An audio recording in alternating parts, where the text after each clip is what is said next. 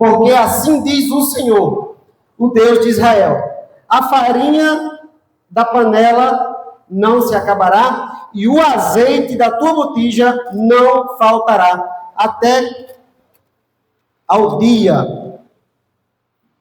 em que o Senhor fizer chover sobre a terra. Então, isso é uma história literal, aconteceu de fato, porque nós que cremos na palavra, nós cremos na Bíblia, e de fato foi isso que aconteceu. E esse episódio, essa mulher, que a Bíblia não fala o nome, que estava passando necessidade, e o profeta, no qual Deus já tinha dito a ele: vai a Sarepta, e lá ordenarei uma mulher viúva que te sustente. E ele foi, e quando chegou lá, encontrou uma mulher viúva, catando gravetos para fazer pão. E o profeta disse: faz um pãozinho para mim. Antes ele disse: traz um copo com água. E também um pãozinho. E a mulher vai e diz: eu não tenho nada, meu senhor. Estou catando esses gravetos para comer, para fazer um pão, porque eu tenho um restinho de azeite e um pouquinho de farinha, e aí eu vou fazer este pão, este bolo, vou comer junto com o meu filho e vamos morrer, porque eu não sei de onde tirar, não sei de onde vem, meu marido não era aposentado da Chess, não deixou a aposentadoria, meu velho, meu Deus, só tinha vida, e a vida ele perdeu, e agora? O governo não tinha nada para dar a ninguém, e o que tinha não dava. Hoje o que tem que dar, tira. Enfim, mesma coisa. E eu comecei a meditar nesse versículo, e eu não estou entendendo esse tema. Para um congresso de jovem, embora seja azeite, simbolizando o espiritual, a botija simbolizando nós, que devemos ter esse azeite, esse Espírito Santo, mas aqui é uma história literal. E literalmente, acredito eu, que literalmente não tem nenhum desses jovens lhe faltando azeite e nem farinha em casa. Pode não ter o que quer, mas tem o que precisa. Pode não comer o que lhe prometeram, mas quando você sente fome, que abre a geladeira, nem sequer o ovo você vai ter. Então, não está faltando.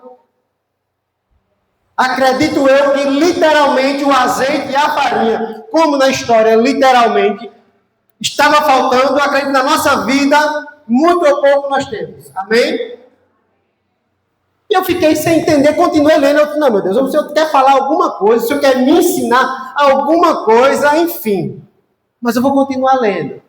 Eu continuei. Então, nessa história, o cenário da fome, da miséria chegou. O profeta também chegou. Profetizou, a bênção chegou. O azeite e a farinha se multiplicaram, e aí já não estava mais acabando. Enquanto mais a mulher tirava da botija, enquanto mais a mulher tirava da panela, parece que rendia. Eu acho que tinha uma minação dentro. Então, este cenário de fome e de miséria já não existia dentro da casa daquela mulher. Olha que bênção.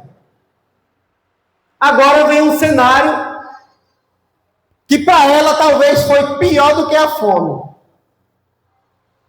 Que foi o quê? A morte do filho. Agora eu entendi, Jesus. Nessa história tinha um jovem, olha. Aquele jovem que estava catando um graveto com a mãe, é o mesmo jovem que agora já não existe mais. Se a gente for ler no 17, diz assim: depois disto, adoeceu o filho da mulher, da dona da casa, e na sua doença se agravou tanto que ele morreu. Agora o cenário mudou. O que estava faltando já não falta mais, e o cenário agora é de morte. Agora é um cenário de uma tristeza de uma dor ainda maior, que é da perda do filho. O tempo de fome chegou, o tempo de fome passou, e agora chegou o tempo da dor, a dor da perda. E aí o que é que acontece? Trazendo para hoje, porque literalmente, graças a Deus, pelo menos nesse ciclo que nós fazemos parte, nesse conjunto de pessoas, ainda não fiquei sabendo, e se souber, vamos ajudar para que não haja mais a fome. Vamos saciar uma cesta básica, uma coisa, outra, para que não haja. E neste cenário, o menino morreu. O jovem, quantos anos não diz, mas era um jovem. Quantos anos, a Bíblia não fala, mas provavelmente esse jovem não trabalhava, não tinha condição de sustentar sua mãe.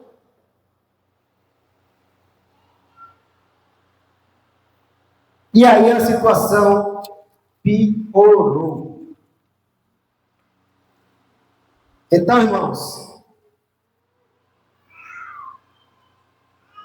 esses personagens, no qual nós vimos que antes desse jovem morrer, Deus tinha abençoado a casa da mulher para que não faltasse nada. Agora, com esse cenário de morte, trazendo para hoje, que não é uma fase literal, mas espiritual, literalmente não está faltando nada na nossa casa. Pode não ter o que queremos, como foi dito, mas nós temos o que precisamos. Espiritualmente, muitas vezes pode estar acontecendo um cenário de morte. Morte espiritual. Mas para que essa morte espiritual aconteça, essa palavra que está na blusa de vocês é uma palavra muito forte e é pesada. Por quê? A voz do reino significa que Deus, que é o rei e tem o seu reino dos céus, vai usar cada um de nós, vocês jovens, para que a voz dele espalhe a quem lhe rodeia. Então, se você diz que eu faço parte de um grupo chamado A Voz do Reino, então honre essa camisa, não a camisa pano, mas a camisa evangelho. Eu digo isso, jovens, porque eu também já tive essa idade de vocês. Faz tempo, mas eu já tive. E nessa idade a gente é bombardeado por desejos, a gente é bombardeado por sensações, a gente é bombardeado por vontade, a gente é bombardeado por indecisões, a gente é bombardeado por tanta coisa. E nesse mundo tecnológico no qual estamos hoje, aí é que é. E nessa frase que diz, o azeite da botija não faltará, a farinha da panela não acabará. Para que algo não se acabe, este algo deve estar vinculado à fonte. Deu para entender? Para que algo não se acabe, este algo deve estar vinculado à fonte. E nós sabemos que a nossa fonte é quem? É Jesus. Então, para que esse azeite, que é o Espírito Santo, que possa viver em nós, e este azeite não se acabe, não se aparte, nós, como vasos, devemos estar vinculados à fonte de água viva, como foi acabado de cantar aqui. E aproveitando essa oportunidade para falar de tempo, que o tempo da escassez na vida da mulher de Samaria, de Sarepta, acabou, agora chegou o tempo de morte. E para falar de tempo, preste atenção, jovens, preste atenção, todos os jovens de 0 a 100.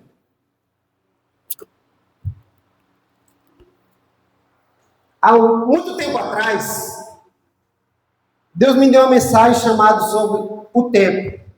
O tempo é curto. Nós temos, qual é o jovem mais jovem aqui? 13, 14, 15, 13? 13 é a idade mínima. E a idade máxima? 60, 70, 80, tá bom, esquece. Mesmo assim, o tempo é curto. Presta bem atenção. É para não ter feito um slide para passar aqui, né? Para ficar melhor para você entender. Mas enfim. Um dia, ele tem 1440 minutos. Um dia tem 1440 minutos. Uma semana tem 168 horas. Um ano tem 365, caso não seja bissexto, mas tudo bem. E na Bíblia diz, abre sua Bíblia no livro de Salmo. Quero falar sobre o tempo, baseado no versículo que foi escolhido como tema. Salmos, quem encontrou Salmos? Versículo, capítulo 90. Todos encontraram? Salmo 90, quem tem a Bíblia no celular? Quem não tem a Bíblia no celular? Quem tem a Bíblia em casa? Dos jovens. Quem tem TikTok? Instagram? Facebook? Meu Deus. O aplicativo. Você não tem a Bíblia online, virtual, digital no seu celular? Mas...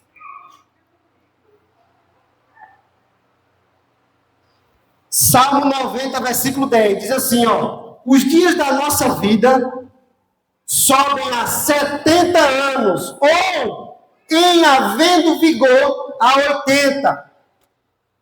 Neste caso, o melhor deles é canseira e enfado, porque tudo passa rapidamente e nós voamos. Pegou a visão? Pegou a ideia? O ser humano, eu e você, podemos viver a 70. Se tiver mais vigor, cuidar bem da saúde, beber pouco refrigerante, fazer exercício, enfim, essas coisas, pode chegar a 80. O caso do jovem da viúva lá, a Bíblia não diz por quantos anos morreu, mas era jovem e morreu. Mas por mais que eu e você viva, de acordo com a Bíblia, é 70 a 80. E fui, como curioso, fui fazer as contas. Se um dia tem 1440 minutos, se uma semana tem 168 horas, se um ano tem 365 dias, quantos dias tem 70 anos? Fui fazer as contas. Quero saber meu dia está perto ou está longe, Jesus. Quero saber desse negócio. Moral da história. 70 anos tem 25.567 dias. Não está rindo bem não. 70 anos tem 25.567 dias. Hoje eu estou com 38, eu já vivi mais da metade. Aí você pega a tua idade e faz as contas e se vire com você e Jesus. Para saber se ainda resta, se é que vai viver a 70, 80. Então, jovem, se Deus permitir que você viva até 70, então você tem alguns dias para frente. E caso não? Porque o inimigo ele está investindo, principalmente nos jovens. Se você for olhar na Cracolândia, qual é a faixa etária? Será que tem idoso de 70 anos lá fumando baseado na Cracolândia? Só se ele começou com 69. Mas idoso lá não tem não. Você já foi, Felipe? Também não, mas eu pesquisei. A faixa etária das pessoas que estão na vida da prostituição, homossexualidade, lesbianismo, as vidas das pessoas, a faixa etária, a maioria é jovem, entre 17 e seus 30, 40 e tantos. Jovem. Então, a força que o inimigo está impondo na vida dos jovens não é brincadeira. O problema é que nós, como cristãos, estamos de brincadeira. E muitas vezes nós não levamos a palavra a sério. Existem jovens hoje, entra na rede social, milhões e milhões de seguidores, milhões e milhões de likes. Vamos falar a forma do que está acontecendo, não vamos passar o pano. E quando esses milhões de seguidores somem da conta de um jovem, sabe o que é que ele faz? O mínimo do mínimo, entrar em depressão. Eu pedi minha conta, pai. Pedi minha conta. O mínimo é entrar em depressão. Faz um vídeo e posta. Só deu 100 visualização. Não está viralizando. Está levando a sério algo que é tão fútil e tão passageiro quando se trata da palavra. Isso não só é jovem, é adulto, o inimigo está investindo. E eu comecei a puxar pela memória. A criança de 0 a 5 anos. Olha só. Vocês estão na fase de quê? Vocês sabem qual é a sua fase de vocês? Se a média é 13, 14, 15, então estão na fase da infância. A gente aqui assume adolescência. Jovem com 12, 13, 14 já quer ser adulto. Criança com 3, 4 anos, eu não sou criança. Quem já viu uma criança assim? Eu atendo criança e ele diz que não é criança. Mas você vê pelo tamanho, pelo raciocínio, que pai não tem. Então, de 0 a 15 é a infância. Aí botaram aí intermediário, pré-adolescência. Só para dizer, não, você não é criança, você é um pré-adolescente. Eu sou pré-adolescente, a minha espinha. Mas de 0 a 5, preste atenção, de 0 a 5, você não se lembra de quase nada. Quem lembra o que aconteceu de 0 a 5? De 0 a 5 você não lembra nada. Então 5 anos da tua vida já passou e tu nem sabe como.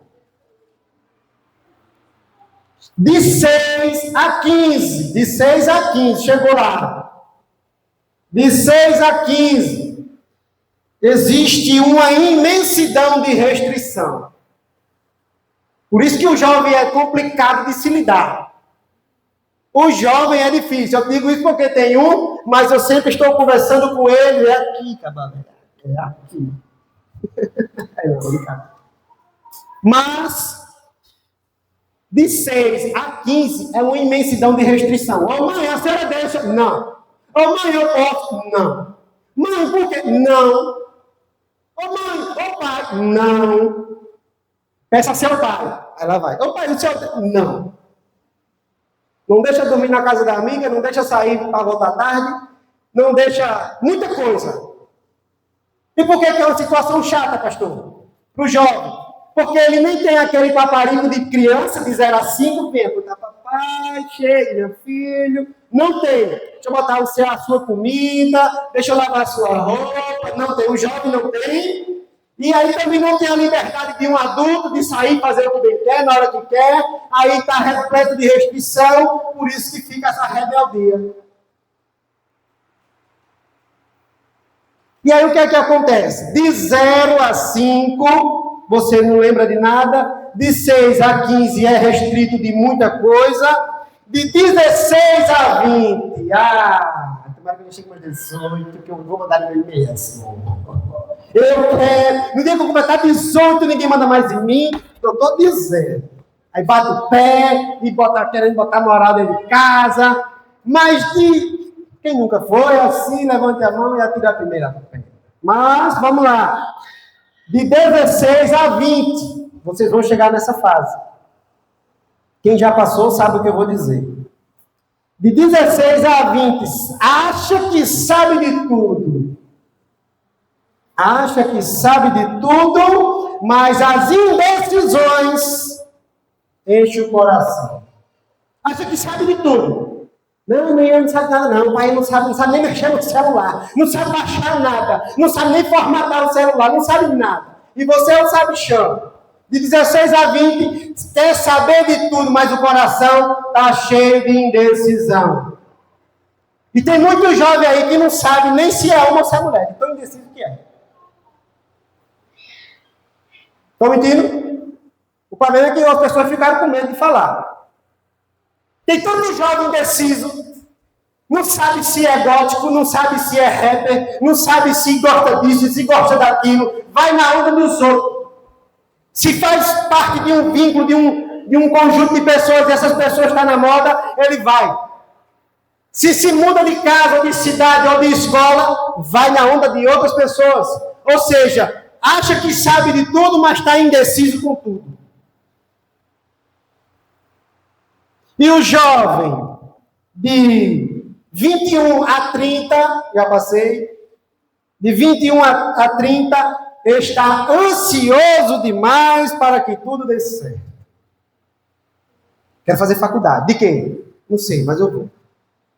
Tomara que consiga. Não, eu vou trabalhar. Eu vou ter um currículo. Tomara que me chame. Ah, eu estou namorando, eu queria casar. Não, eu não quero casar. De 21 a 30, está ansioso demais para que tudo dê certo. Porque eu quero viajar, porque eu quero viajar de avião, eu quero ir para Ilhas Maldivas, eu quero fazer isso, eu quero fazer aquilo, e vai dar certo, e vai dar certo, e vai dar certo, e estamos juntos, e é nós. Não é assim ou não? Estou falando bobagem? Isso aqui, irmãos, são conselhos que nós vamos tomar daqui a pouco, bíblicos. Não é nada de Filipe. E de 31 em diante, que se enquadra, acho que a maioria daqui, de 31 em diante, está preocupado demais com as contas, trabalhos e cálculo de imposto de renda. É ou não é? É água, é luz, é internet, é escola. É carro que quebra, é IPTU, IPVA. É preocupado demais e dizendo, Deus faz um milagre. Eu não aguento mais. Então, o tempo, irmãos, é curto. De 0 a 5, você não lembrou de quase nada. De 6 a em diante, até os 31, está ansioso, preocupado e indeciso com tanto. E segundo pesquisa, segundo os estudos, os últimos 5 anos de uma pessoa, de um homem ou uma mulher, os últimos 5 anos, os últimos 5 anos de vida de uma pessoa, ela passa cheia de limitações, fragilizada, ou até mesmo acamada, e quase sempre não sabe o que lhe acontece ao seu redor. Quem já cuidou de um pai, de uma mãe, de uma avó, ou de uma tia, ou de um tio, que nos últimos 5 anos foi acamada, aí tinha que trocar a fralda, dar banho, acompanhar no hospital, aí a pessoa ainda está lúcida, mas não tem força. O que está acontecendo aí fora? Não, nada não, mãe, nada. Para você não preocupar aquela pessoa, porque ela vai se sentir ainda mais incapaz, pela idade, pela fragilidade. A cabeça está pensando em fazer alguma coisa, mas o corpo não responde, e quem está cuidando não diz. Então, os últimos 5 anos, não, os primeiros 5 anos você não se lembra, e os últimos 5 anos você não faz nada. E o tempo e o tempo está passando. E o cenário vai passando. E a Bíblia nos ensina, jovens, vos escolhi porque sois... Completa o resto, quem lembra? Jovens, vos escolhi porque sois... E... Não, isso é a última parte. Eu arranquei logo para ver se é o maligno. Vamos vencer, meu filho. Agora, jovens, vos escolhi porque sois forte, vírgula, e a palavra está em vós, vírgula, e já venceste o maligno. Ah, lembrou da condição agora? Da mesma forma que a farinha não pode se acabar e o azeite não pode se acabar, se estiver ligado à fonte, eu e você, independente da idade e do vigor, só vamos conseguir vencer o maligno se a palavra de Deus estiver viva em mim e em você. Quando eu digo viva, não é viva na lembrança, não, é viva na prática. Buscai e vivei, diz a palavra. Se esse estudo aqui, irmãos, ele é grande, não dá tempo de trazer, eu queria muito. Mas para finalizar, abra sua Bíblia no livro de Eclesiastes.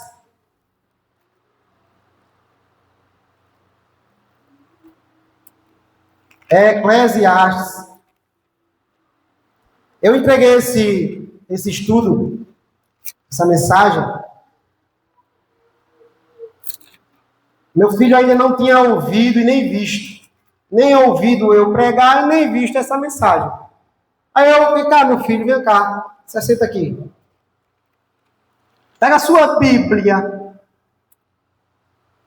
Aí ele pegou, falei, aconselhei da mesma forma que eu estou falando para vocês. Eu disse, agora toma. Entre no seu quarto e vá ler o que está escrito aqui, porque isso aqui não é meu. Isso aqui é de quem te criou e de quem me criou. Isso aqui não fique pensando que é o que eu acho, o que eu penso, ou o que eu quero, ou o que eu vou fazer com as minhas forças. Mas isso aí que você vai ler é o que Deus quer para você. E depois você me diz o que você entendeu. E aí foi. No outro dia, ele me chamou e disse assim, pai, fala comigo. Eu queria falar um negócio lá do senhor, do caderninho. Eu, sim. Teve um versículo que me chamou a atenção. Isso foi mesmo, foi. Que tem bem uns 20.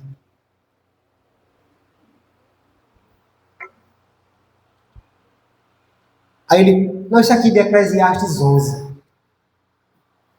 Versículo 9. Diz assim, alegra-te, jovem, no dia da tua juventude. Recreie-se o teu coração nos dias da tua mocidade. Anda pelos caminhos que satisfazem o teu coração e agradam aos teus olhos. Sabe, porém, de que todas estas coisas Deus te pedirá contas. Afasta-te, pois, do teu coração o desgosto e remove da tua carne a dor, porque a juventude e a primavera da vida são vaidade. Em outras palavras, são passageiras.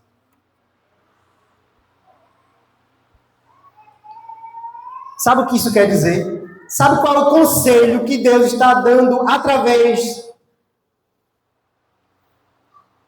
deste homem que escreveu Eclesiastes? Ele está dizendo assim, jovem, rapaziada, galera, sejam felizes, olha, alegrem-se na sua juventude, se satisfazem enquanto vocês são jovens, porque vocês têm força, vocês têm disposição, sejam alegres mesmo. E ele diz mais, recreie-se o teu coração nos dias da tua mocidade. Agora ninguém vai mais para recreio, é só intervalo, né? Recreio é quando o cara é menino. Aí não, vou recreio. Aí brinca, e corre, pula, aí cai, se levanta. Recreio, se alegre, se divirta. Enquanto você é jovem. E ele continua dizendo, ande pelos caminhos, escolha os caminhos, lugares que satisfaçam o seu coração. Olha o conselho do cara. Porque eu e você, viemos com nossos pais, com nossos filhos. Não é pai, não. Ei, quem anda com porco, farelo come. Não é assim que a gente fala os conselhos para os nossos filhos? E o cara está dizendo, vá, satisfaça o teu coração, escolha o caminho e vá, se satisfaz a tua alma, pega o beco e vai. Mas olha o que ele continua dizendo. Saiba, porém, que de todas estas coisas que você escolher fazer, onde fazer e com quem fazer e como fazer, Deus te pedirá contas. Existe um porém, existe um todavia e um entretanto. E muitas vezes nós, independente da idade, sabe o que é que nós fazemos? Não levamos Deus a sério. Levamos outros assuntos, namoro, trabalho, rede social, a sério, é seríssimo. Mas não levamos Deus a sério, como se deve, e como Ele merece, e como nós precisamos.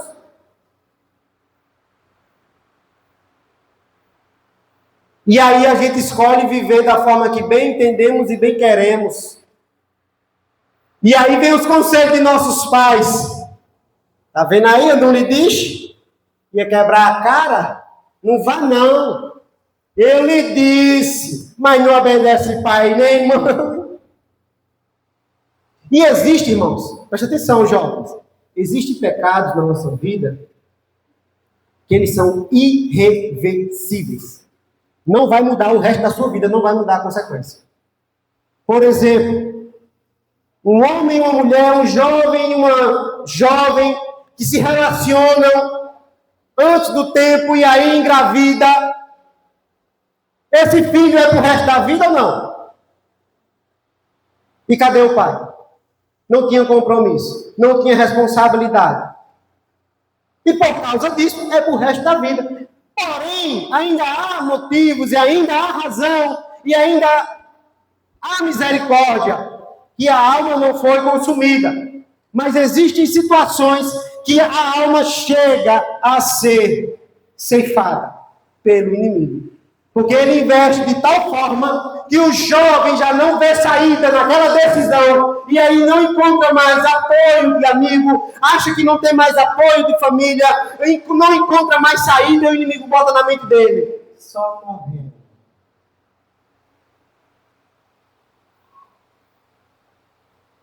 Jovens, adultos, seres humanos, o inimigo de nossas almas não está de brincadeira. Nós estamos vivendo em um planeta chamado Terra, mas a constante guerra é iminente. Nós estamos aqui, mas é pisando em um campo minado. Porque no mundo jaz o maligno. E olha o que o próprio Deus diz na sua palavra: não ameis o mundo e nem no que no mundo há, porque aquele que ama o mundo, o amor do Pai não está nele. Quando fala amar o mundo, é o sistema, é a forma de viver do mundo. Não tem nada a ver, nada não. Hoje é tudo normal, isso era antigamente. Isso era no tempo do senhor, papai. Isso era no tempo de vovó. Nos anos de 1900 e bolinha. Ou seja, está querendo dizer que Deus não é o mesmo hoje e o mesmo eternamente. Mas o Deus que era lá em 1900 e bolinha é o mesmo hoje. E a forma de adoração que ele aceitava é a mesma forma que ele aceita hoje. A mesma forma de vida que ele deseja para mim e para você antes, é a mesma forma de vida que ele quer para mim e para você hoje. Não é porque a tecnologia mudou, não é porque são outros tempos que Deus também mudou. A pessoa mais difícil que você vai se relacionar na vida, sabe quem é? Sabe quem é? Estou sendo sincero, transparente, porque eu ainda fico tentando encontrar alguma saída e não tem. Sabe qual é a pessoa mais difícil que você vai lidar na vida? Chama-se Deus. Gente, que é isso, Felipe? Sabe por quê? Porque Deus não muda. Se Deus não muda, quem tem que mudar? Só que a gente está tão apegado aos nossos desejos, aos nossos anseios, que não queremos mudar e queremos dizer, aceita como eu sou. Não, eu vou como estou, mas Ele quer que eu chegue e mude através da palavra, mediante a fé, conforme a graça que Ele me concede. Então Deus, Ele é imutável. Deus, Ele não muda. Se eu quiser me aproximar de Deus, para me encher de Deus, eu tenho que me esvaziar de mim. Paulo disse, já não vivo eu, mas Cristo vive em mim. Porque eu já fui crucificado com Cristo. Ou seja, as minhas vontades, os meus desejos já não prevalecem. Os meus anseios já não existem, porque o que de fato eu quero é morrer para estar com Deus. E aí ele bateu uma indagação na cabeça de Paulo. Ele preso, escrevendo as cartas. Ele dizia, rapaz, tem hora que eu peço para morrer. Tem hora que eu peço para viver. Tem hora que se eu morrer, eu fico feliz. Porque eu vou encontrar meu Deus. Só que ao mesmo tempo que eu peço para que Ele me leve, eu olho para quem está necessitado aqui, nessas cadeias. Eu digo, não, porque se o Senhor me levar, quem vai pregar para essa galera? Então, já não quer saber de uma. Viver é lucro, melhor dizendo, viver é Cristo e morrer é lucro. Pronto.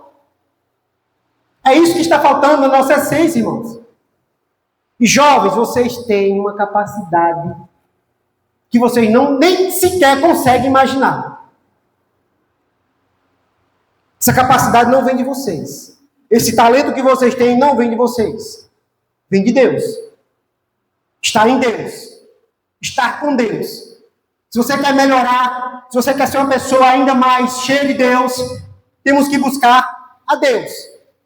Porque o próprio Deus diz, buscar-me-eis e me achareis, quando me buscardes de todo o vosso coração. O problema é que quer seja adulto, quer seja jovem, homem ou mulher, vem para a igreja, mas não é para buscar Deus, e sim o que Deus dá. Nós temos que buscar o que Deus é. A Bíblia diz que Deus é santo, Deus é puro, Deus é justo, Deus é verdadeiro, Deus é benigno, Deus é bom. Então tem que buscar Ele. E quando o Senhor Jesus diz buscar primeiramente o reino dos céus e as demais coisas vos serão acrescentadas, é sobre isso. Só que o inimigo, sabendo que a nossa busca por Deus é rasa, é superficial, muitas vezes os louvores que saem da nossa boca é da boca para fora, não tem realmente o desejo ardente, o inimigo sabe o que é que faz? Começa a colocar obstáculo, entretenimento, começa a colocar coisas para a gente se perder no caminho. Igual aqueles labirintos de espelho, né? Já viu aquele labirinto de espelho? Daqui a pouco você vai, você se vê, acertou a porta, acertei, de novo. Porque você só consegue enxergar a si mesmo. Não consegue enxergar o caminho das escolhas que fez. Mas se aí você fizer uma boa escolha, eu agradeço a Deus. Eu falei isso aqui da última vez. Mais ou menos da idade de vocês. 13, 14, 15, 16, 17. Eu passei fora desse lugar. Deixando de ouvir a palavra. Não tinha Bíblia nem celular. Eu tinha a Bíblia em casa, mas nem pegava. Quem tem Bíblia em casa? Eu levantava. Só fazer que tinha, mas fazer que ler. E Deus, pela sua infinita misericórdia, presta bem atenção, irmãos. Quando, no meio dos amigos que eu estava, eles diziam, vamos fazer tal coisa, beber, fazer isso, fazer aquilo. Eu dizia, não vou não. Não vou não, porque é pecado, por nada. No meu coração, eu dizia, não queria dizer para eles. Bora lá, Filipão. Eu ficava, sabe, sem querer ir. Ao mesmo tempo, eu queria ir pela amizade. Eu disse, não, eu vou, mas eu não vou fazer isso, não. Vou não. Chegava lá, aí começava ali, aquelas amizades, aquelas brincadeiras, aquela resenha. Uma hora da história terminava junto com eles. Não porque eu queria, literalmente, mas porque eu ia junto e acabava da mesma forma. Porém, quando eu chegava em casa, eu dizia, meu Deus do céu, me perdoa, me ajuda. Eu não queria fazer. Mas depois, novamente. Isso foi, como eu falei, 13, 14, 15, 16, 17. Com meus 18 anos, eu não, retornei para a igreja, melhor dizendo, eu não quero mais o mundo, vou retornar para a casa do Senhor. Retornei então até agora. 38. De 18 para 38 já tem o quê? 20, né? Então, irmãos, jovens, quer vencer as angústias que está só começando? Porque para quem tem 13, quer comparar as angústias de quem tem 13 com quem já tem 70? Está só começando, né? Quer vencer? Quer vencer as situações, os obstáculos da vida que está só começando? É a palavra. Eu sei que muitas vezes ler é chato. Eu não gosto de ler. Eu não gosto de ler. Eu não entendo a Bíblia. Mas às vezes a gente lê comentários na internet. A gente não lê os comentários? Dos vídeos engraçados que a gente vê, vai lá e lê os comentários. Mas às vezes a gente não quer ler a palavra. Às vezes a gente não leva a palavra de Deus a sério. Levem a sério. Não estou falando somente com os jovens, não, é os adultos também. Porque para Deus não existe idade. Maior, de menor, não existe. É alma, é ser vivente. Para Deus, é a sua criação, a sua imagem e semelhança. Então, o tempo é curto. Jesus Cristo está voltando.